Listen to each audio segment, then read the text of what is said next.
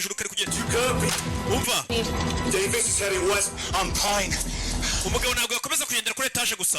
araza gukenera imodoka cyangwa ikindi There's a parking structure on 30. hari parikingi iraho hafi wabona ari hagiye gufata imodoka imucikisha cyangwa se ikinyabiziga bariho umusanga sari kugera hano yumva moto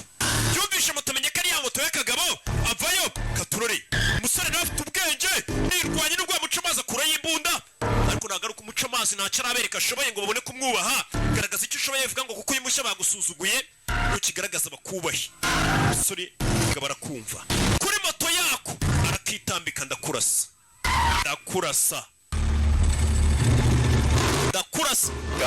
gahemu ndamufite ibaza ari kumukomanda atanga raporo kagufite ataranagufata kuko yizeye kavayo kamugonge agafatira feri gapfirika muri mubeza ari ndapfuye kagabo nirwanye ba Davis D uretse box baracanga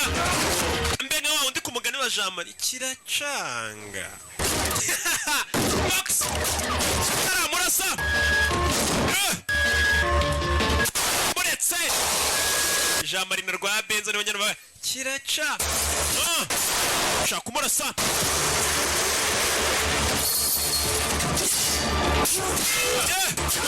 sare